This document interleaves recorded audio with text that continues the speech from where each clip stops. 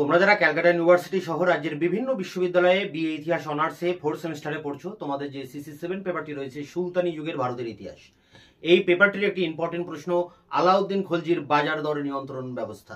এই সম্পর্কে সংক্ষিপ্ত আলোচনার পর এর উত্তর তোমাদের সামনে তুলে ধরবো। দেখো, তোমরা যারা ক্যালকাটা ইউনিভার্সিটিতে পড়ছো, তোমাদের যে সাজেশন আমি দিয়েছি সেই সাজেশনে কিন্তু আলাউদ্দিন খলজির বাজার দর নিয়ন্ত্রণ ব্যবস্থাটি টিকা প্রশ্ন হিসেবে ইম্পর্টেন্ট রয়েছে। সেক্ষেত্রে তোমরাও এই ক্লাসটা অ্যাটেন্ড করলে তোমরা বাজার দর নিয়ন্ত্রণ ব্যবস্থা সম্পর্কে জানতে পারবে। 5 নম্বরের নোটস আমি পরে দিয়ে দেবো, কিন্তু এখন আমি তোমাদের সামনে যে নোটসটি তুলে ধরছি সেটি 20 নম্বরের বড় নোটস।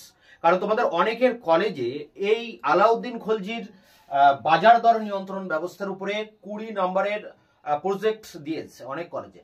তা তোমরা সেই প্রজেক্টের অ্যান্সারটিও পেয়ে যাবে। এছাড়া তোমাদের অনেক ইউনিভার্সিটিতে এই প্রশ্নটি 20 নম্বরের ইম্পর্টেন্ট রয়েছে। সেক্ষেত্রেও তোমরা এই নোটসটা থেকেই তোমরা সেই উত্তরপত্রটি পেয়ে যাবে। তা দেখো, এখানে আলাউদ্দিন খলজি নিয়ে আলোচনা করতে গেলে প্রথমে আমাদের দেখতে হয় যে আলাউদ্দিন খলজির উপরে আমাদের কতগুলো প্রশ্ন হয় সেটা আমাকে দেখতে হবে। দেখো, অনার্স লেভেলে আলাউদ্দিন খলজির উপরে প্রশ্ন হয়। প্রথম প্রশ্ন যেটা আলাউদ্দিন খলজির, সেটি হচ্ছে সাম্রাজ্য বিস্তার নীতি। দ্বিতীয় যে প্রশ্নটি হয় সেটি হচ্ছে আলাউদ্দিন খলজির অর্থনৈতিক সংস্কার। সেই অর্থনৈতিক সংস্কারের মধ্যে দুটো দিক রয়েছে, একটা তার রাজস্ব সংস্কার, ভূমি রাজস্ব সংস্কার, আর অন্যটি রয়েছে তার বাজার দর বা দ্রব্য মূল্য নিয়ন্ত্রণ নীতি। এই দুটো একসাথে, অর্থাৎ রাজস্ব সংস্কার, ভূমি সংস্কার এটা এবং বাজার দর নিয়ন্ত্রণ নীতি, এই দুটো একসাথে তার অর্থনৈতিক সংস্কার। আবার এর ভিতরে অর্থনৈতিক সংস্কার বা যে ভিতরে যে বাজার দর নিয়ন্ত্রণ নীতিটা রয়েছে সেটাও কিন্তু আলাদা করে প্রশ্ন হয়। মূলত এটাই সব থেকে বেশি প্রশ্ন আসে আলাউদ্দিন খলজির উপর থেকে, আলাউদ্দিন খলজির বাজার দর নিয়ন্ত্রণ নীতি। কারণ এই নীতিটা খুবই জনপ্রিয় হয়েছিল, খুবই ফেমাস একটি পলিসি ছিল এই বাজার দর নিয়ন্ত্রণ নীতি। বর্তমানে আমরা দেখি যে সরকারের বিভিন্ন ন্যায্য মূল্যের দোকান রয়েছে, রেশন দেওয়ার ব্যবস্থা রয়েছে সাধারণ মানুষের ভর্তুকি হিসেবে। এই ব্যবস্থা চালু করেছিলেন ভারতবর্ষের ইতিহাসে প্রথম এই আলাউদ্দিন খলজি। বাজার দর নিয়ন্ত্রণ করেছিলেন, অর্থাৎ প্রতিটা জিনিসের, নিত্য প্রয়োজনীয় জিনিসের দাম তিনি বেঁধে দিয়েছিলেন। কিভাবে বেঁধে দিয়েছিলেন? 4-5 মণ চালের দাম 7 টাকা বা জিতল, তিনি জিতল এবং রৌপ্য মুদ্রা তিনি চালু করেন এবং এইভাবে প্রতিটা জিনিসের দাম বেঁধে দেন। 5 মণ গমের দাম কত, 10 মণ চালের দাম কত, গরুর দাম কত, ঘোড়ার দাম কত, কৃতদাসের দাম কত, বস্ত্রের দাম কত, খাদ্য দ্রব্যের দাম কত, প্রতিটা জিনিসের দাম তিনি, নিত্য প্রয়োজনীয় জিনিসের দাম বেঁধে দিয়েছিলেন, যাকে বলা হচ্ছে দ্রব্য মূল্য নিয়ন্ত্রণ বা বাজার দর নিয়ন্ত্রণ। এবং পাশাপাশি রেশন ব্যবস্থা চালু করেন। কেন করলেন তিনি এই বাজার দর নিয়ন্ত্রণ? কোন সুলতান তো করেননি, তিনি কেন করতে গেলেন এটা কিন্তু আমাদেরকে দেখতে হবে। তা বলছিলাম যেটা, যে আলাউদ্দিন খলজির উপরে প্রশ্ন দুটো হয়, এক তার সাম্রাজ্য বিস্তার নীতি আর 2 তার অর্থনৈতিক সংস্কার, বিশেষ করে বাজার দর নিয়ন্ত্রণ নীতি। আর একটা প্রশ্ন হয়, সেটি হচ্ছে ইলতুৎমিশ থেকে আলাউদ্দিন খলজি পর্যন্ত যতজন রাজা আছেন বা সুলতান আছেন তাদের নরপতিত্বের আদর্শটা কেমন ছিল। তো এই হচ্ছে এখানকার প্রশ্নপদ। তার মধ্যে থেকে গুরুত্বপূর্ণ প্রশ্ন হয় সবসময় বাজার দর নিয়ন্ত্রণ নীতি। তা আলাউদ্দিন খলজি বাজার দর নিয়ন্ত্রণ করেছিলেন কেন? তার পিছনে রয়েছে তার সাম্রাজ্যবাদী চিন্তা ভাবনা, তার সাম্রাজ্যবাদী কার্যকলাপ। তিনি একজন সাম্রাজ্যবাদী শাসক ছিলেন। খলজি বংশের শ্রেষ্ঠ সুলতান ছিলেন আলাউদ্দিন খলজি, এবং আলাউদ্দিন খলজি আমলে খলজি সাম্রাজ্য অনেক দূর প্রসারিত হয়। দক্ষিণ ভারতেও তিনি অভিযান করেন। এই প্রথম কোন সুলতান, দিল্লির সুলতান 1206 সুলতানি সাম্রাজ্য প্রতিষ্ঠিত হওয়ার পর এই প্রথম কোন সুলতান আলাউদ্দিন খলজি তিনি দক্ষিণ ভারত অভিযান করছেন, এবং সেক্ষেত্রে তার প্রধান সহযোগী হচ্ছেন তার সেনাপতি মালিক কাফুর, যাকে 1000 দিনার বা সোনার টাকা দিয়ে গুজরাটের ক্যাম্বে বন্দর থেকে কিনে নিয়েছিলেন তিনি। তাই এই আলাউদ্দিন খলজির এই কৃতদাসকে তিনি সেনাপতি করেন, মালিক কাফুরকে, এবং মালিক কাফুরের নেতৃত্বে আলাউদ্দিন খলজি দক্ষিণ ভারতে অভিযান করেন। দক্ষিণ ভারতের দেবগিরি তিনি লুণ্ঠন করেন, হৈসল রাজ্য আক্রমণ করেন, কাকাতীয় বংশকে উচ্ছেদ করেন, দ্বার সমুদ্র রাজ্যকে অধিকার করেন, পাণ্ড রাজ্য আক্রমণ করেন, সুন্দর পাণ্ড, আনন্দ পাণ্ড এনাদের রাজ্য আক্রমণ করেন এবং এই জায়গা লুট করেন করে এই অঞ্চল তিনি দিল্লির সুলতানি সাম্রাজ্যের অধীনে নিয়ে আসেন। তাই এত বড় সাম্রাজ্যকে রক্ষা করতে গেলে সেনাবাহিনী প্রয়োজন। এত বড় সাম্রাজ্য টিকে থাকবে শুধুমাত্র সামরিক শক্তির উপর বেস করে। তাহলে সামরিক শক্তি বলতে তার বিরাট বড় সেনাবাহিনী ছিল। আলাউদ্দিন খলজি তার এই সাম্রাজ্যবাদী কার্যকলাপ পরিচালনা করার জন্য সারা দেশ জুড়ে তার ছিল এক সুদক্ষ সেনাবাহিনী, বৃহৎ আকারের সেনাবাহিনী, তিনি সমগ্র বিশ্ব জয়ের স্বপ্ন দেখতেন। এই কারণে তিনি দ্বিতীয় আলেকজান্ডার বা সিকান্দার ই সানি উপাধি নিয়েছিলেন। কিন্তু শেষ পর্যন্ত তার এই পরিকল্পনা যে সাকসেস আসবে না বা তিনি সফল হবেন না, এটা উপলব্ধি করে দিল্লির প্রধান কাজী আলাউল তাকে নিরস্ত্র করেন এবং তাকে বলেন যে তিনি আগে যেন ভারতবর্ষ আগে জয় করেন। তা আলাউদ্দিন খলজি ভারতবর্ষের বিভিন্ন জায়গা আক্রমণ করেন। তিনি রানী পদ্মাবতীকে পাওয়ার জন্য তিনি চিতোর অভিযান করেন 1300 সালের পর, এবং যাকে কেন্দ্র করে পদ্মাবতের কাহিনী গড়ে উঠেছে, যাকে কেন্দ্র করে বলিউডের সিনেমা তৈরি হয়েছে পদ্মাবত। তা আলাউদ্দিন খলজি এক বিতর্কিত চরিত্র, নায়ক চরিত্র আবার খলনায়ক চরিত্র। তা আলাউদ্দিন খলজির যে সমস্ত কার্যকলাপ রয়েছে, সাম্রাজ্যবাদী কার্যকলাপ অনেক, তিনি যতদিন দিল্লির সুলতানি সিংহাসনে ছিলেন শুধুমাত্র যুদ্ধ করে গেছেন, সাম্রাজ্যের সম্প্রসারণ ঘটিয়েছেন। পাশাপাশি তার এই বিরাট সংখ্যক সেনা, এই সেনাদেরকে তিনি সুগঠিতভাবে তৈরি করেছেন এবং তাদেরকে তিনি অল্প বেতন দিতেন। এত সেনাদের বেতন দেওয়ার, বেশি করে বেতন দেওয়ার টাকা আলাউদ্দিন খলজির ছিল না। ফলে তিনি কি করলেন, এই সেনাদের অল্প বেতন দিতেন এবং এই অল্প বেতনে যাতে ওই সেনার তার সংসার নির্বাহ হয় সারা বছর, তার জন্য তাকে রেশন দেওয়ার ব্যবস্থা করা হয় এবং নিত্য প্রয়োজনীয় জিনিসের দাম বেঁধে দেওয়া হয়, সর্বনিম্ন দাম বেঁধে দেওয়া হয় এবং সর্বোচ্চ দাম বেঁধে দেওয়া হয়। এর ফলে কি হয়, সৈনিকরা অল্প বেতন পাচ্ছে কিন্তু সেই বেতনে সে সারা বছর তার সংসার সে চালাতে পারছে, কারণ জিনিসপত্রের দাম সব বাধা রয়েছে। আলাউদ্দিন খলজি তার সেনাবাহিনীকে রক্ষণাবেক্ষণ করার জন্য শুধুমাত্র এই বাজার দর নিয়ন্ত্রণ নীতি গ্রহণ করেছিলেন, এমনটা বলছেন সেই সময়কার বিখ্যাত ঐতিহাসিক জিয়াউদ্দিন বার্নি তার তারিকি ফিরোজশাহী এবং তারিকি জাহানদারি গ্রন্থে। এছাড়া সেই সময় আরেকজন ঐতিহাসিক ছিলেন আমির খসরু, তার লেখা খাজাইন উল ফুতুহ গ্রন্থেও এই আলাউদ্দিনের বাজার দর নিয়ন্ত্রণ নীতি সম্পর্কে জানা যায়। আরেকজন লেখা রয়েছে হামিদ কালন্দরির লেখা তারিকি মজলিস গ্রন্থ। এছাড়া ফেরিস্তার বিবরণী, সেই সমকালীন যুগের এই সমস্ত ঐতিহাসিকদের লেখা থেকে আমরা আলাউদ্দিন খলজির বাজার দর নিয়ন্ত্রণ নীতি সম্পর্কে জানতে পারি। এনারা বলছেন একটাই কথা, শুধুমাত্র সেনাদের রক্ষণাবেক্ষণ করার জন্য, তাদের অল্প বেতনে যাতে সংসার চালাতে পারে তারা সৈনিকরা, তাই তাদের দিকে লক্ষ্য রেখে দেশের জিনিসপত্রের দাম তিনি বেঁধে দিয়েছিলেন এবং দিল্লি সংলগ্ন বিভিন্ন অঞ্চলে একাধিক সরকারি পাইকারি বাজার তিনি তৈরি করেন, সবজি বাজার তৈরি করেন, মান্ডি, খাদ্যশস্যের দ্রব্যের বাজার দিল্লির বদাউনের গেটের সামনেই এটা তিনি তৈরি করেছিলেন। এছাড়া অন্যান্য বস্ত্র শিল্পের জন্য সাহানা বাজার, সাহানা বা বাজার জিত, অন্যান্য জিনিসপত্রের জন্য, গবাদি পশুর জন্য আলাদা বাজার, এরকম পৃথক বাজার তৈরি করেন এবং এগুলোকে দেখাশোনা করার জন্য বিভিন্ন কর্মচারী নিয়োগ করেন। সাহানা ই মান্ডি বা সাহানা ই বাজার জিত বা এখানে বারিদ ই মান্ডি, বারিদ বলতে এখানে গুপ্তচর, অর্থাৎ এক শ্রেণীর গুপ্তচর নিয়োগ করেন যে বাজারগুলো ঠিকঠাক চলছে কিনা, বাজারে যে সমস্ত বণিকরা ব্যবসা বাণিজ্য করবে তাদের নাম রেজিস্ট্রেশন করতে হতো সেই বাজারের অধিকর্তার কাছে এবং সমস্ত খুঁটিনাটি হিসাব সেখানে জমা করতে হতো। কোনো ব্যবসায়ী যদি মালে কম দিতেন তাহলে তার দেহ থেকে সমপরিমাণ মাংস কেটে সেই জিনিসটাকে ভজানো হতো। তো এইভাবে কঠোর আইন কানুন এবং একাধিক নির্দেশনামা প্রয়োগ করে আলাউদ্দিন খলজি এই বাজার নিয়ন্ত্রণ করেছিলেন। তবে এই বাজার কি শুধুমাত্র দিল্লিতে ছিল না, সারা ভারতবর্ষে ছিল, তা নিয়ে অনেক বিতর্ক রয়েছে। আধুনিক কালের ইরফান হাবিব, ঈশ্বরী প্রসাদ বিভিন্ন ঐতিহাসিক এগুলো নিয়ে গবেষণা করেছেন এবং অনেকে বলছেন শুধু দিল্লি নয়, ভারতবর্ষের বিভিন্ন গুরুত্বপূর্ণ শহরে তিনি এই রকম স্বল্প মূল্যের বা নিয়ন্ত্রিত মূল্যের বাজার তিনি স্থাপন করেছিলেন আলাউদ্দিন খলজি। তাকে বলা হচ্ছে বাজার দর নিয়ন্ত্রণ।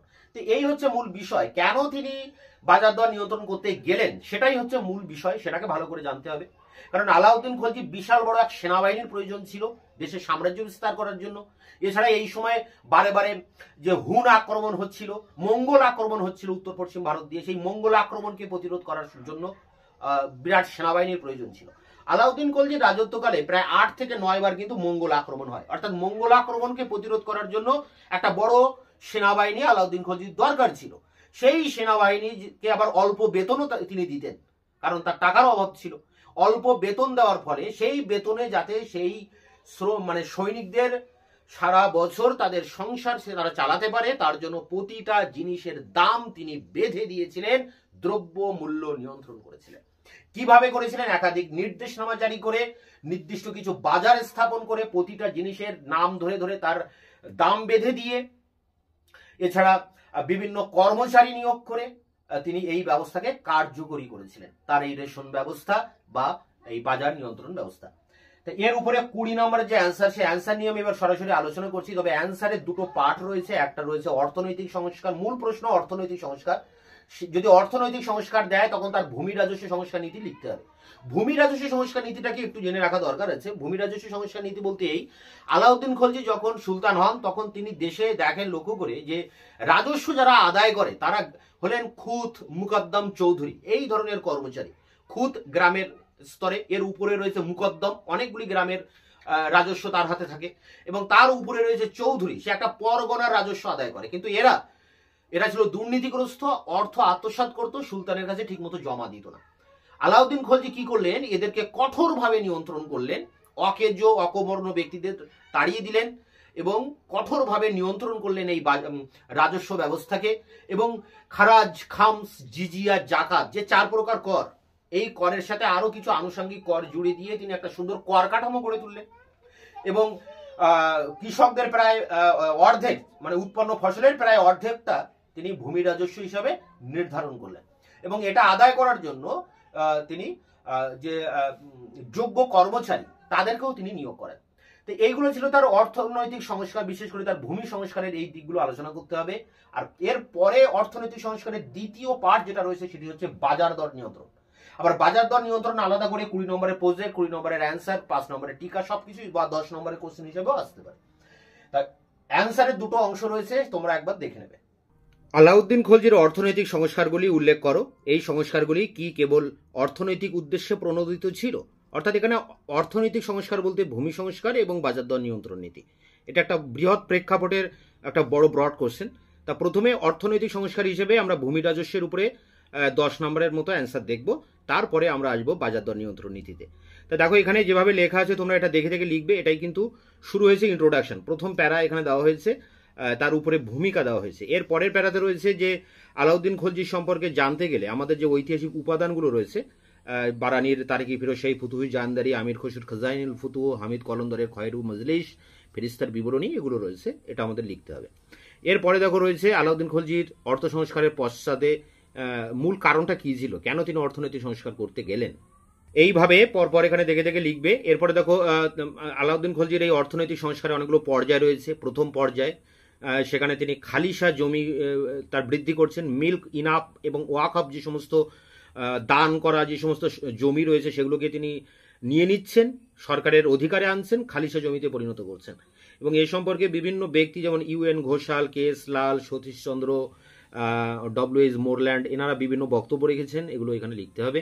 এরপর দেখো জমি জরিপ করার ব্যবস্থা করছেন।